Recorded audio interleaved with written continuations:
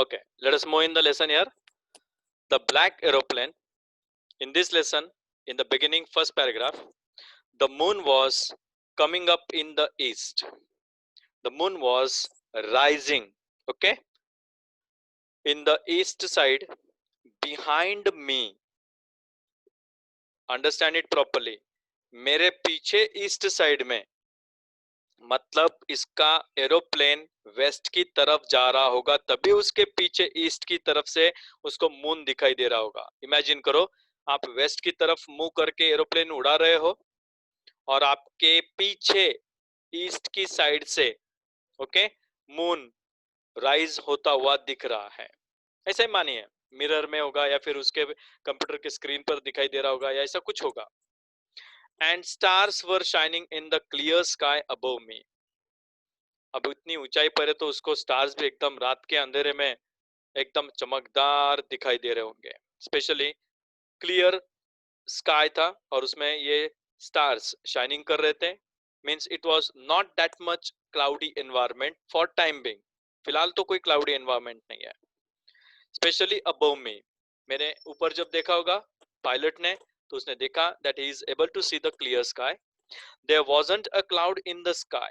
That's what I said. It was a clear sky, means there was not a cloud at all in the sky. I was happy to be alone, high up above the sleeping countryside. When he saw from down from upstairs, तो उसे नीचे अपने plane से, उसके कांच से या उसके खिड़की से, जहां पर भी वो, पायलट तो आगे ही होता है इसलिए मैंने आगे से बोला आपको, कांच में से नीचे पूरी दुनिया इतनी ऊंचाई से, यस, एकदम शांत सोई हुई है. Here the countryside means, countryside, it's a kind of a town or a village place where people are comfortably sleeping. Okay, I was happy to be alone high up above the sleeping countryside. एकदम शांत, उसको countryside मतलब वो बड़ा शहर भी होगा तो उसको छोटा ही नजर आ रहा होगा ऊपर से. And everything was calm and quiet. एकदम शांत था. मैं इतनी ऊंचाई पर एकदम खुश था, अकेला अपना अपना प्लेन लेकर जा रहा था. Which type of plane he was flying in? I was flying my old Dakota aeroplane over France back to England. मैं अपने डैकोटा नाम के एरोप्लेन में, या जो प्रकार था एकदम पुराना टाइप का, यस ओल्ड लिखा ना इसलिए. He was flying with his old Dakota aeroplane over France. France के ऊपर से मैं गुजर रहा था और मैं फ्रांस से सीधा अपने घर, ओके, कहां पर जा रहा था? अपने घर वापस इंग्लैंड जा रहा था. क्लियर? एंड नाउ उसके बाद, I was dreaming of my holiday and looking forward year, waiting anxiously, उत्सुकता से किसी चीज की राह देखना या प्रतीक्षा करना. ओके, और मैं बड़े बेसब्री से इंतजार कर रहा था, ख्वाब देख रहा था कि कैसे मैं पहुंचते ही हॉलीडेज एंजॉय करूंगा और जल्द से जल्द क्या करूंगा. And looking forward to being with my family, कब मैं अपने फैमिली के साथ वापस जाऊंगा, उनके साथ थोड़ा वक्त बिताऊंगा, और ये सब मैं मन ही मन सोच रहा था. So I looked at my watch, और मैंने अचानक से अपनी घड़ी की तरफ देखा. ओके, 1:30 इन द मॉर्निंग, मतलब आपके मिडनाइट के टाइम में बोल सकते हैं, लेकिन वो एक्चुअली मॉर्निंग का टाइम होता है 12 o'clock के बाद. अर्ली मॉर्निंग का 1:30 का टाइम था. और तब मैं जब 1:30 के आसपास टाइमिंग में आगे बढ़ रहा था अर्ली मॉर्निंग में, तो वो अपने मन ही मन क्या कहता है, I should call Paris control सुन. मुझे पेरिस के कंट्रोल रूम में जल्द से जल्द क्या करना चाहिए, यस, एक बार कॉल कर देना चाहिए कि मैं आपके कंट्री के ऊपर से उस हिस्से से गुजर रहा हूँ. ओके, ऐसा मेरे मन में आया, क्योंकि आपको परमिशंस देनी होती है और आपको बताते रहना होता है, here XYZ aeroplane, pilot from so and so aeroplane moving towards so and so nation. Okay, so just a minute, all of you, just a minute, hold it. And now he says I should call Paris control soon. मुझे जल्द से जल्द Paris के control room में एक बार call कर देना चाहिए. आई थॉट, ऐसा मेरे मन में आया. As I looked down past the nose of the aeroplane, as I looked down past the nose of the aeroplane, जैसे मैंने नीचे देखा, जैसे मैंने एरोप्लेन के बिल्कुल आगे के एकदम पॉइंटेड हिस्सा जो होता है ना आगे का, फ्रंट का, that is the nose of the aeroplane, वहां से जब मैंने अचानक से मेरी नजरें ऐसे ही घुमाई, या तो फिर ऐसे ही मैंने जब उसकी नाक के बिल्कुल पास से नीचे की तरफ देखा, अचानक से उसको क्या दिखाई दिया? I saw the lights of a big city in front of me. मैंने क्या देखा नीचे? I saw the lights of a big city in front of me. मेरे सामने बिल्कुल बड़े शहर की बड़ी सी लाइटें चमकी हुई थी। I switched on the radio and said, so there is a particular type of a message, okay, to be forwarded by someone to the particular control room. So what did he do? He switched on the radio and said, Paris control, Dakota DS088 here, can you hear me? ऐसा वो Paris के control room में पूछता है। I am on my way to England, over, मैं अपने yes घर अपने इंग्लैंड जा रहा हूं, ओके, और ओवर करके उसने अपनी तरफ से रेडियो से मैसेज दे दिया। अब उसको सामने से मैसेज आना चाहिए, that is very important one. और सामने से जैसे मैसेज आता है तो वो क्या करता है? The voice from the radio answered me immediately. सामने से तुरंत मुझे रेडियो से वॉइस मैसेज मिला। क्या मिला? DS088, I can hear you, you ought to, you need to, you have to, you should. 4 meaning बताए ताकि आपको ऑट टू का मीनिंग क्या होता है ये क्लियर हो जाए। You need to turn 12 degrees west now, आपको 12 डिग्रीज वेस्ट की तरफ मोड़ लेना चाहिए ताकि आप सही ढंग से सीधा पहुंच सको। DS088 over. और ऐसे जब मैंने 12 डिग्रीज की तरफ टर्न करने के लिए मुझे कहा, वेस्ट की तरफ डायरेक्शन भी बताया जाता है और डिग्रीज भी बताई जाती है, तो तब जाकर आपका प्लेन एक स्पेसिफिक लाइन में जाता है। Then what did I do? I checked the map and the compass. मैंने अपना मैप और जो कंपास होता है, a device which is showing a kind of a direction, वो कंपास मैंने चेक किया। Switched over to my second and last fuel tank, और मैंने क्या किया? मेरे पास दूसरा और आखिरी बचा हुआ है जो फ्यूल टैंक है, फ्यूल टैंक जो होता है उसको स्विच करना होता है आपको, या उसको ऑन करना होता है। जैसे आप किसी बाइक को खास करके स्पेशल जो सिस्टम होती है उसमें पेट्रोल का जो कॉक होता है उसको स्विच ऑन करते हैं वैसे। So he also switched over to his second and the last fuel tank and turned the Dakota 12 degrees west. और जैसे मैंने टैंक का यस खास करके स्विचिंग ऑन किया सेकंड टैंक का, तो मैं 12 डिग्रीज की तरफ डैकोटा को वेस्ट की तरफ टर्न करता हूँ टुवर्ड्स इंग्लैंड, और वो सीधा मुझे इंग्लैंड पहुंचाएगा। एंड नाउ मन ही मन मैंने सोचा, I shall be in time for breakfast. अब मैं जल्द से जल्द पहुंचूंगा अर्ली मॉर्निंग में, और बराबर ब्रेकफास्ट के टाइम पर मैं अपने घर पे ब्रेकफास्ट करूंगा। आई थॉट, उसने सिर्फ ये सोचा। मैंने इसके पहले के लेसन में आपको एक बार एंडिंग में क्या बताया? ओपिनियन होना और फैक्ट्स में बहुत फर्क होता है। इसने सिर्फ ओपिनियन दिया कि जल्द से जल्द पहुंचूंगा, ब्रेकफास्ट खाऊंगा, मस्त आराम से अपने घर पे रहूंगा। सिर्फ सोचा, हुआ नहीं अभी तक। A good big English breakfast, इतने दिन से अच्छा खासा इंग्लिश ब्रेकफास्ट नहीं खाया, मजे से घर पे जाकर ब्रेकफास्ट करूंगा। एवरीथिंग वॉज गोइंग वेल, सब कुछ ठीक ठाक चल रहा था। It was an easy flight, और ये जो फ्लाइट थी मेरी एकदम आराम से यस आगे बढ़ रही थी। Now what happens from here, listen it very carefully. अगर आपके दिमाग में कोई भी कंफ्यूजिंग टाइप के क्वेश्चंस उभरते हैं या आते हैं, so please concern them very properly, listen to them very clearly, okay? Now suddenly what is going to happen? Paris was about 150 kilometers behind me.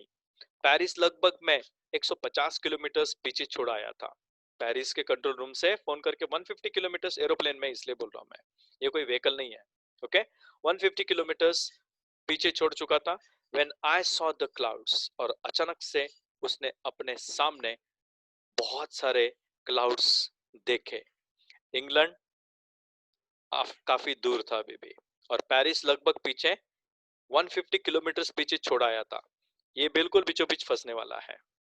Storm clouds थे, साधारण क्लाउड्स होते तो आराम से घुस के निकल जाता, लेकिन ये तूफानी क्लाउड्स थे और खास करके बादल भरे होते हैं, खास करके पानी भरा होता है ऐसे क्लाउड्स में ऊपर, उतनी ऊंचाई पर बहुत बड़े बड़े, यस, क्लाउड्स जिनमें पानी बहुत सारा भरा होता है, इसमें से एंटर करके बाहर निकलना, लक आपका कि निकल गए तो नसीब, नहीं निकले तो भी नसीब, ऊपर के ऊपर ही रहेंगे हम।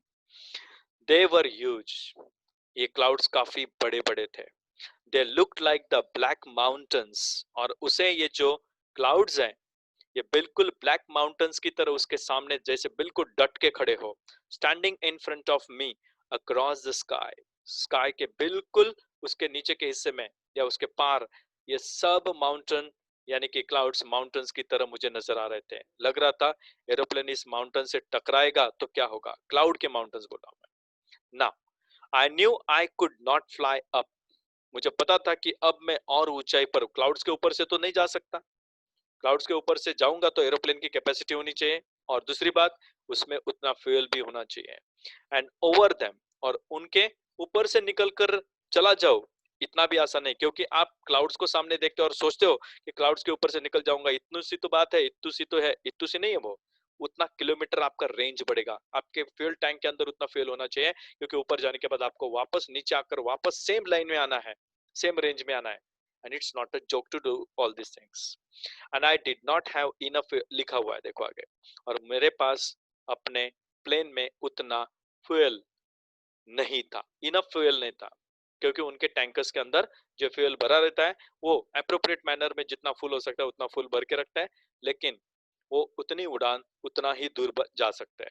To fly around them to the north और साउथ, और उसके आजू बाजू में मंडराते हुए नॉर्थ या साउथ में मैं घूमता फिरूं, ऐसा तो मैं कर नहीं पाऊंगा, क्योंकि मैं जा रहा था वेस्ट में और इसको वापस नॉर्थ या साउथ की तरफ से निकल जाऊंगा घूम के, ऐसा पॉसिबल नहीं था। So what did he do now, अब क्या करें। I ought to go back to Paris, वापस 150 किलोमीटर, अब तो 170 या 80 किलोमीटर भी आ चुका होगा, 20-30 किलोमीटर तो आगे तो बढ़ चुका होगा, उड़ते उड़ते सोचते सोचते। अब वो क्या सोचता है कि मुझे कुछ भी करके पेरिस वापस लौट के जाना चाहिए, I thought, but I wanted to get home. लेकिन दूसरी तरफ कभी कभी हम बड़े जिद्दी होते हैं, एक तरफ मन करता है कि नहीं यार, बाहर कोरोना फैला हुआ है, नहीं जाना है मेरे को, मस्त मुंह बांध के जाऊंगा, लेकिन कभी कभी सब भूल जाते हैं, है ना, क्योंकि कोई चीज बहुत दिन से लारी पर खाई नहीं है या दुकान से खाई नहीं है, खा लेते हैं यार, मजा आ जाएगा। एग्री, मनी मन हंसो मत, जो फैक्ट है वही बता रहा हूँ, और मैं भी आपसे कोई कम नहीं हूँ, मैं भी आप ही की रेंज का हूँ, so let us accept it, okay. इसलिए I ought to go back to Paris, 150 kilometre पीछे जाना है, I thought, but I wanted to get home, लेकिन मुझे घर भी जाना है, करूँ तो क्या करूँ, घर जाऊँ, इंग्लैंड जाऊँ या पेरिस जाऊँ। आई वांटेड दैट ब्रेकफास्ट, क्योंकि मुझे वो ब्रेकफास्ट खाने के लिए मेरी बेताबी बढ़ रही थी। अब उसने क्या किया, हमारी तरह आई शैल टेक द रिस्क, चलो बाहर निकल ही जाता हूँ, कोरोना तो कोरोना, कोई वांदा नहीं है ना, लग गया तो लग गया, झटक देंगे, गर्म पानी भी नहीं पी लेंगे। I shall take the risk, मैं रिस्क उठा ही लेता हूँ, I thought, and flew that old Dakota straight into the storm. लो भाई साहब की डेयरिंग तो देखो, सीधा ऊपर नीचे सब छोड़ दिया, ना आजू ना बाजू, स्ट्रेट सीधा डैकोटा को लेकर स्टॉर्म्स के अंदर घुस गया। अब क्या होगा, inside the clouds everything was suddenly black, सवाल ही नहीं उठता, अचानक से जैसे वो क्लाउड्स में घुसा तो कोई सूरज की किरणें तो है नहीं, या मून की रोशनी नहीं है जो लाइट अचानक से, हाँ भाई एरोप्लेन आ गया चलो चालू हो जाओ, लाइट चमका दो, कोई लाइट तो है नहीं, सब कुछ अचानक से पूरा ब्लैक दिखने लगा। It was impossible to see anything outside the aeroplane, और एरोप्लेन से बाहर कुछ भी दिखाई दे ऐसा हो ही नहीं सकता, बिल्कुल हाईली इम्पॉसिबल था कि मैं एरोप्लेन से कुछ बाहर देख पाऊं। The old aeroplane jumped and twisted in the air, और ये जो मेरा पुराना एरोप्लेन था जिसका नाम डैकोटा है, ये बेचारा उथल पुथल करके इधर उधर मरोड़ के जंपिंग करता हुआ, ट्विस्टिंग होता हुआ, क्योंकि पानी की बहुत सारी बूंदे थी, भूलना मत है, ओके, तभी तो इतनी जोर से बारिश ऊपर से गिरती है, और उसमें वो प्लेन उसका जंप कभी टकराता हुआ कभी ट्विस्ट करता हुआ हवा से, ओके, इन द एयर, उस पर्टिकुलर क्लाउड्स के अंदर के। आई लुक्ड एट द कंपास, मैंने अचानक से अपने कंपास को देखा, डायरेक्शन में मैं कौन सी दिशा में जा रहा हूं, लेकिन यकीन नहीं हो रहा था। क्या नहीं यकीन हो रहा था, वो आगे दिया है, देखो ध्यान से। आई कुडंट बिलीव व्हाट, ऐसी हालत है, देख लो ध्यान से। ये बेचारा बैठा है और सामने से एक एरोप्लेन दिखाई देता है उसको। अब वो शॉक्ड हो गया। I couldn't believe my eyes, मैं एक चीज को देखकर पहले तो हैरान हो गया। The compass was turning round and round and round. पहली बार उसने अपने लाइफ में किसी कंपास को इतना जोर जोर से, उसके कांटे को जोर जोर से गोल गोल घूमता हुआ देखा होगा। मतलब वो एक दिशा में कंटिन्यूअसली नॉर्थ दिखा नहीं रहा था, बल्कि गोल गोल घूमे जा रहा था। And the last point, it was dead, और पूरी तरह से it was dead. What was dead here, can anyone? It was dead, it would not work. जैसे मेरा एरोप्लेन लगभग यस डेड फॉर्म के जैसा हो गया था। इट वुड नॉट वर्क, और ये काम कर नहीं पाएगा। The other instruments were suddenly dead too. Okay, मतलब खास करके एरोप्लेन के अंदर का जो हिस्सा है वो काम नहीं कर रहा था। क्लियर? सो इसलिए क्या गड़बड़ होगी?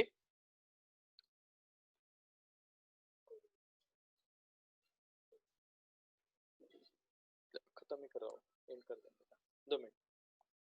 आई am just putting the last point here.